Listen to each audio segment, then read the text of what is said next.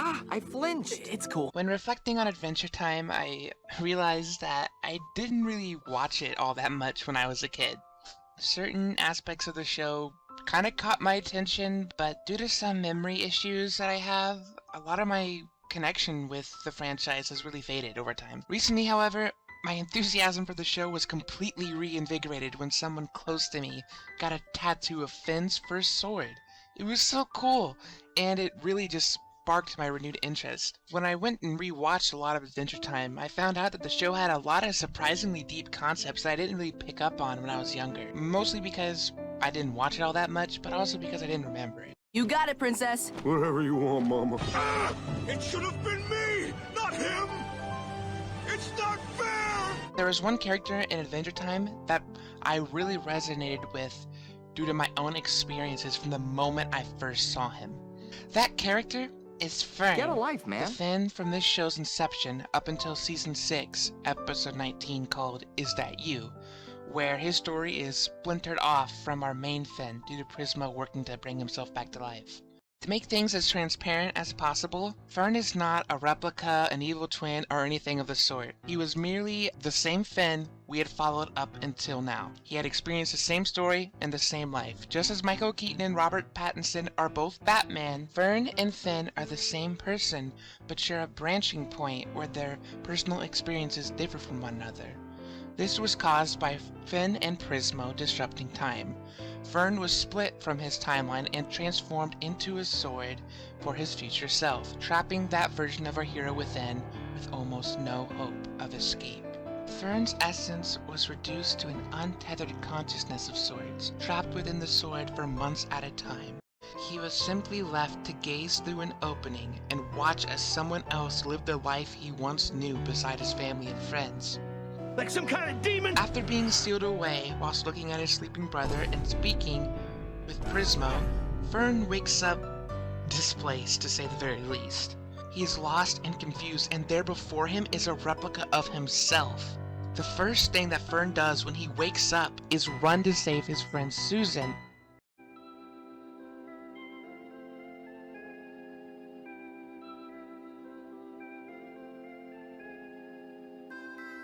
In this hazed state, he reaches out to his brother. He begs him to tell Finn that he is a fraud, but Jake denies him. He is surprised when Jake, his own brother, doesn't recognize him anymore and bombards him with insults. Jake and Finn are disgusted by Fern's mere presence and proceed to call him a demon. Fern, feeling rejected and adrift because of this new change, suck solace at the one place he felt was truly safe, his own home. The first thing he does is greet Bimo, someone he grew up with, and to his confusion, Bimo completely runs away from him. Fern, feeling completely stressed, decides to admire the smell of his home and calms himself with the embrace of familiarity by looking in a scrapbook before finally noticing how his skin has changed. It was only due to this that he was able to see how warped his visage had become and his memory of merging with the grass blade had returned.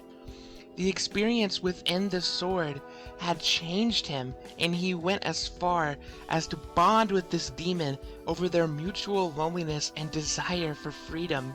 Fern rejects his new body and smashes the plate in a desperate attempt to deny this change. Everyone has rejected him, nothing feels right, he has changed, and for it his family has mocked him. But Finn sees through this and offers him a Finn cake. Only Finns get Finn cakes. Finn nonetheless shows Jake and Bimo that even if he looks different, he too is a version of the person they once knew. No, he's not even from a different timeline. Finn, he's just you. And do no harm, Finn tells Jake to do Finn stuff with Fern, but this doesn't go very well. Jake offers Fern meatloaf and allows him to use Finn's bib, and to both of their disappointment, they find out that Fern can't eat. Fern is different now and fails to really enjoy what he used to due to his change. But despite everything, despite all of the differences, both him and his brother have one thing that they can really relate to: his heroism, the activity that both he and Jake enjoyed the most. So the two decide to journey out to the mountains where the grassy wizard lives. It was during this that we can really see Fern being happy and enjoying his time with his brother, but engaging with it in a fresh new way. Fern no longer goes through dungeons and takes the time to play the game as he did with Flame Princess. Instead of taking the time to solve riddles, he is cutthroat and slays the creature opposed to answering them. Yet, despite the difference in execution, both him and Fern were able to successfully get answers from the Grass Wizard and return home and bond with each other. You did the right thing, just like Finn would've. It was at this moment that Fern was given approval from someone who reminded him of his past self, and Fern realized that he could no longer seek approval from that. He wanted to be his own person and embrace the change. He rejects the name of Finn and dubs himself Fern the Human. He then steals Starchy's motorcycle and takes off. No! Starchy's midlife crisis! Hey, Fern, wait! Let him go, man. Trust me.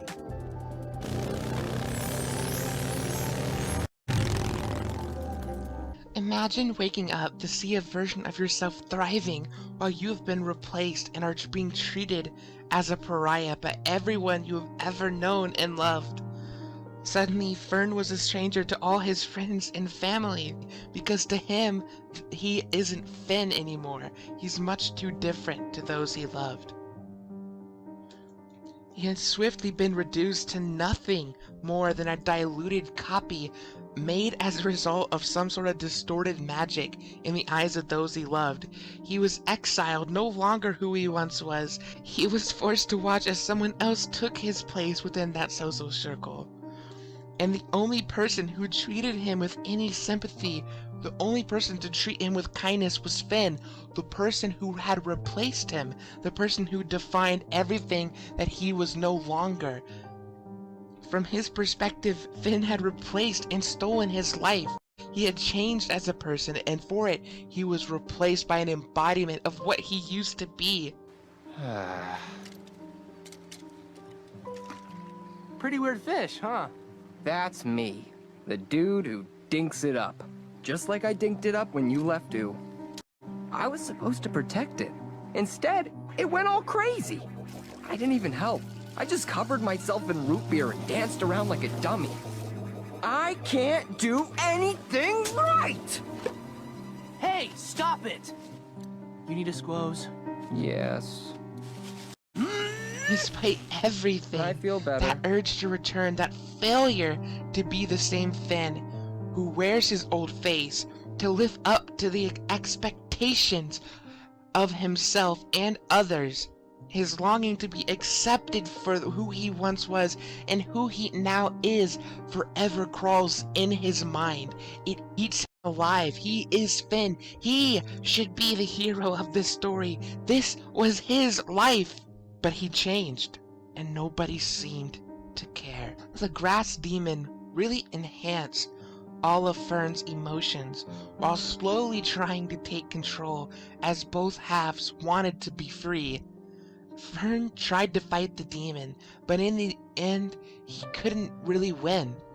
He tries to go along with Finn, but due to him only being defined by what he once was and being ostracized, he begins to really view his displaced brother as an embodiment of his problems.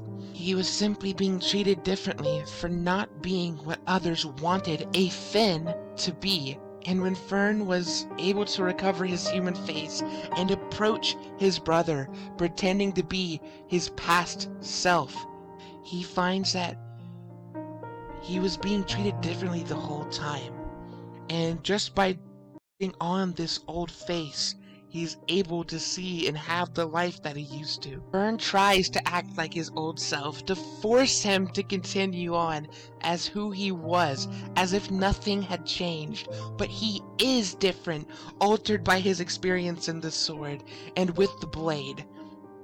and his failure to live up to what he used to be causes him to spiral. He had enough living as someone else's second and tries to reclaim what he had felt was taken.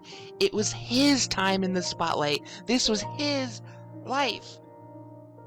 When everyone you ever knew rejects you solely based on a strict idea of what you should be, and you're forced to watch your family and friends move on from you simply because of who you have become, it can really scar you.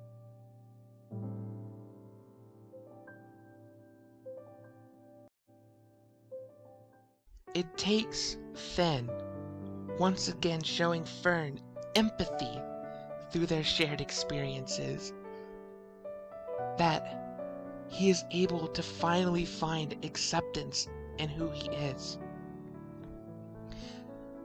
Finn and Fern both have that same feeling of not being good enough, or as failing as a hero, being rejected by the princess or by Gumball.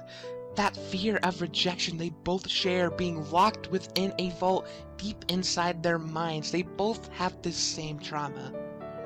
It was through Finn finally acknowledging Fern as a changed individual, finally giving him someone who understood him and allowed him to be who he is now, and not treating him differently for it, instead of forcing him to strictly be confined to what the world thought a Finn should be. That Fern is able to accept who he is now and come to terms with who he once was. Fern always stayed with his family, but he simply changed, and he should not be ashamed or treated differently for growing as a person. And sometimes, all you really need to thrive and to accept the new version of yourself is empathy from a single friend. What Fern and Adventure Time really taught me, compared to my own experiences, is that change is natural, and while it can be scary, and while you may feel those burns of rejection, it can be really good for you. It can help you, and growing into someone new, someone I can be proud of due to my friends just enjoying me and bonding with me for who I am, will always bring me joy.